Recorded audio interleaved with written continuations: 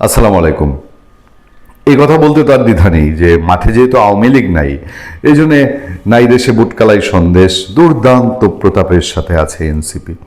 মানে যাই আছে টিপ টিপ করে যা জ্বলছে, এটা হচ্ছে আওয়ামী লীগ বিহীন এই সমাজে, এই দেশে। ধরেন আজকে যদি আওয়ামী লীগ থাকতো বা আওয়ামী লীগ যদি হঠাৎ করে চলে আসে, তো সারে সর্বনাশ। আওয়ামী লীগ আসলে পরে কি হবে?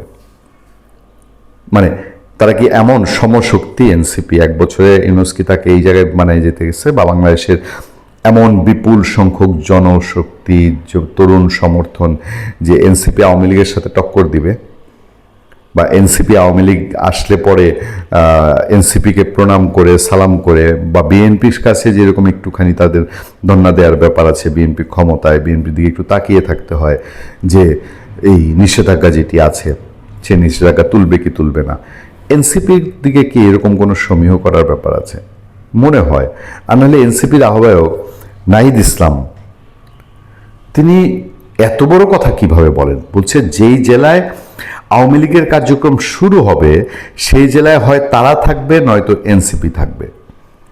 আমি বিস্তারিত যাব। আচ্ছা বলেন তো দেখি, একটা জেলা, বাংলাদেশের যে কোনো একটা জেলা, কোনো একটা জেলা, এই জেলায় আওয়ামী লীগ আসছে, আওয়ামী লীগের সংখ্যা, পরিমাপ, সমর্থক, কর্মী যে পরিমাণ থাকবে, সেই জায়গায় এনসিপির সংখ্যাটা, পরিমাপটা কীরকম হবে? মানে তুলনাটা কিভাবে করছে? মানে আমার তো ধারণা যে আওয়ামী লীগ আসবে মানে হচ্ছে এনসিপি উধাও হয়ে যাবে, মানে পুরো উধাও। বাংলাদেশে কোনো একটা জেলা কি এমন আছে যেখানে এনসিপি প্রতিরোধ করার চেষ্টা করবে আওয়ামী লীগকে? মানে চেষ্টা করার মতন কোনো সক্ষমতা আছে? হ্যাঁ আছে।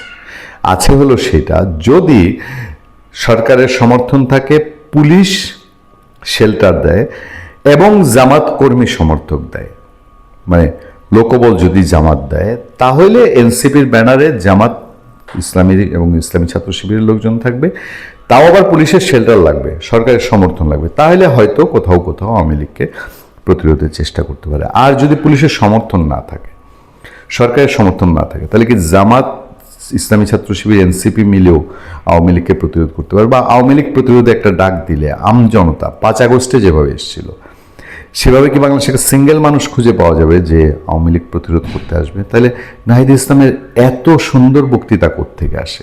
এনসিপি ও পতিত ফ্যাসিস্ট আওয়ামী লীগ একসাথে থাকতে পারে না বলে মন্তব্য করেছেন জাতীয় নাগরিক পার্টির আহ্বায়ক নাহিদ ইসলাম। থাকা বোধহয় লাগবেও না, কারণ আওয়ামী লীগ যদি চলে আসে তাহলে তো এনসিপি উধাও। তিনি বলেন, যেই জেলায় আওয়ামী লীগের কার্যক্রম শুরু হবে সেই জেলায় হয় আওয়ামী লীগ থাকবে, নয়তো এনসিপি থাকবে। আমরা নানাভাবে দেখতে পাচ্ছি ফ্যাসিস্টদের আন্দোলন, আস্ফালন চট্টগ্রামে কমে নেই। আচ্ছা, তিনি চট্টগ্রামে পাঁচলায় সে এক প্রোগ্রামে 2 মার্চ বলছিলেন। অনুষ্ঠানে নাহিদ ইসলাম বলেন, কোনো অঞ্চলে যদি এনসিপির 10 জন নেতাকর্মীও থাকে, সেই অঞ্চলে নিষিদ্ধ ফ্যাসিস্ট আওয়ামী লীগের কার্যক্রম কিংবা অফিস খোলার সুযোগ কোনোভাবেই যাতে না পায় সেটা নিশ্চিত করার দায়িত্ব নিতে হবে।